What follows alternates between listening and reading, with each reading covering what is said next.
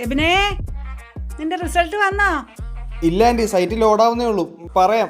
അറിഞ്ഞാൽ കുടുംബശ്രീ റിപ്പോർട്ട് ചെയ്യായിരുന്നു. അങ്ങനെ വരാൻ വഴിയില്ലല്ലോ. എടാ എബിനെ, നീ പാസ്സായടാ.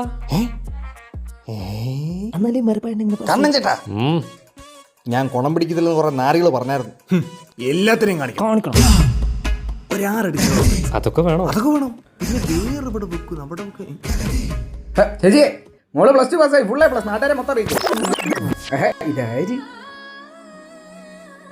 നീയൊക്കെ കൊല്ലം +2 എല്ലാം പാസ്സാവും ഇവിടെ. എവിടുന്ന്? എൻ്റെ മോള് +2 പാസ്സാകുമ്പോൾ ഞാൻ ഇവിടെ ഒരു ഫ്ലെക്സ് വെക്കും. നീയൊക്കെ ഇങ്ങനെ കണ്ട പിള്ളേരെ ചന്തിയും കടിച്ചോണ്ട് നടന്നു. നിനക്ക് അതിനെ കൊള്ളും.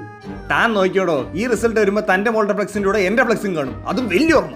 കാണും. നീ +2 തൊട്ട് തൊപ്പിട്ട് വരുമ്പോൾ നിന്റെ അപ്പം മത്തായി നിന്നെ തല്ലിക്കൊല്ലും. അപ്പം നാട്ടുകാരൊരെണ്ണം വെക്കും. അതവിടെ കാണും. എന്ത് പറ്റി? കണ്ണൻ ചേട്ടാ ഇങ്ങോട്ട് വന്നേ. ഈ കമ്മുവിന് പോയി ഞാൻ പാസ്സായെന്ന് പറഞ്ഞ വലിയ ഓർമ്മ. ഒരാറടി.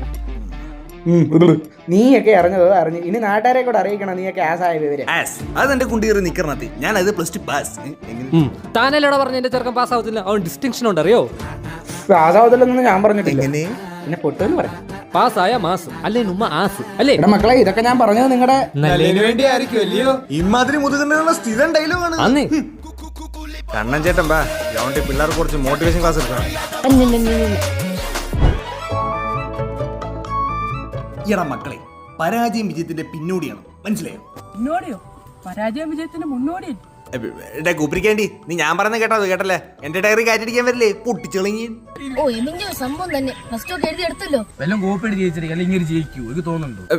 നീ ലഡു തിന്നത് മതി, ഇങ്ങോട്ട് നീ ഇതിനോടോ മോനെ. ചേച്ചിന്റെ സന്തോഷത്തിലാന്ന് തോന്നുന്നു. എബിൻ അജിത്ത് ജയിച്ചു അല്ലേ? പക്ഷെ എബിൻ കെ അജിത്ത് തോറ്റു.